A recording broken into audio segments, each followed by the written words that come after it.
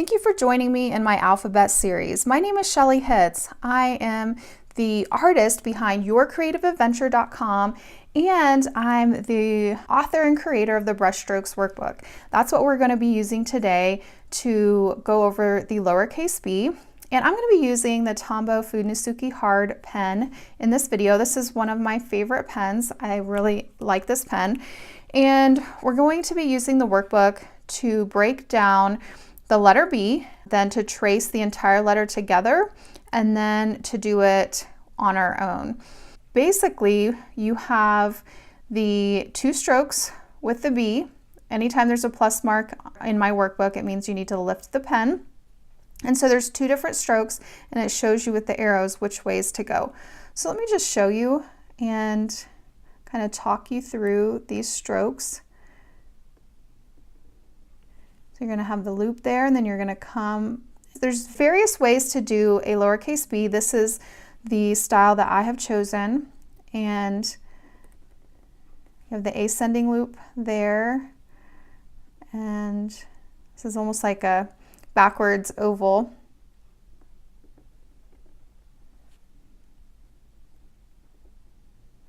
So you're just going to trace over these until you feel comfortable. And I've created the workbook in a way to where you can trace and write directly in the workbook. I have it printed on super smooth paper that will not fray your brush pens, and I spent extra money to get that done, and so that you can write in it. I know some people have told me that they're afraid to write in it because it's so beautiful. I was like, no, that's what it's for. You know, definitely write in it, but you can also use tracing paper. That's a great way to use it over and over again. So either way works. And basically the tracing is just helping you to develop your muscle memory, those muscles in your hand. Now we're going to trace the entire letter, but you're still going to lift your pen in between the 2 strokes. That's something that's different between calligraphy and cursive handwriting. Cursive handwriting, you never lift your pen. And here with brush lettering or calligraphy, you do lift your pen between strokes. And so we're just combining these 2 strokes into the lowercase b. And I don't typically add the entrance stroke onto the letters because a lot of times the exit stroke of the letter before it will be the entrance stroke for this one. But for example, we could have, you know, a little line come up this way and then come around, and that could be the entrance stroke. If it's the first letter of the word, you can also make a fun flourish like coming around and down, and that makes just a fun entrance stroke.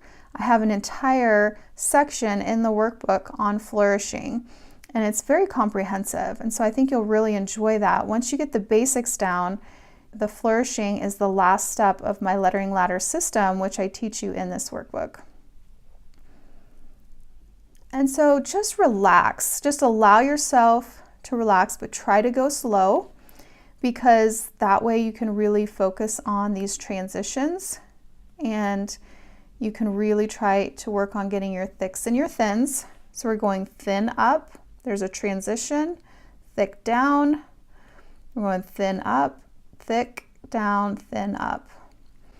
And you know, even for myself, like, I'm not going to be perfect tracing over even my own letter, because there's no such thing as perfection with lettering.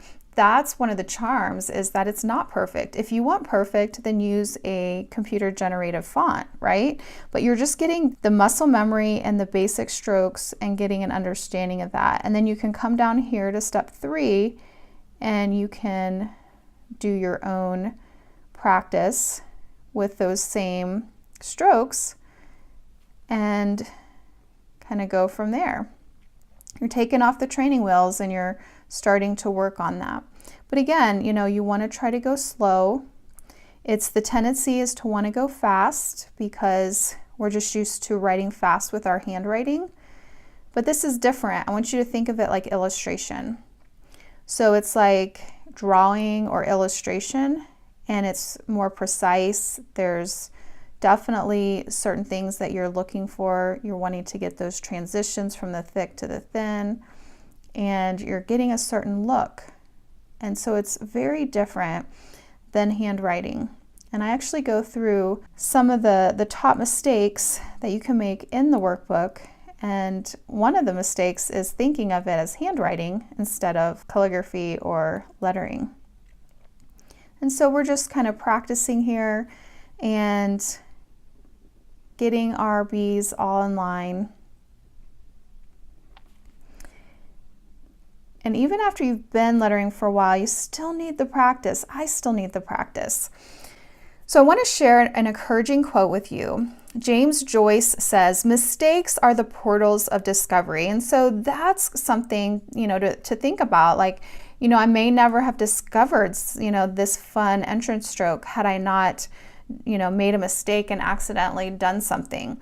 So don't worry about mistakes. They're the portal of discovery. And just enjoy and have a blast. So I'm going to use that word blast. I'm going to go ahead, there's just some extra space at the bottom just to keep practicing. And I'm going to go ahead and write a word. Once you learn all your letters, you can put them together into words. And I'm just going to write blast. So we're just having a blast here in this series. I hope you're enjoying this alphabet series and enjoying learning each of the letters of the lowercase alphabet.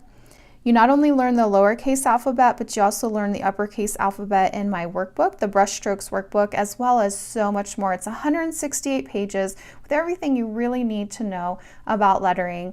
And you can find it at yourcreativeadventure.com/workbook. Again, my name is Shelly Hitz. Thank you so much for joining me in this video series, and I'll see you in the next video.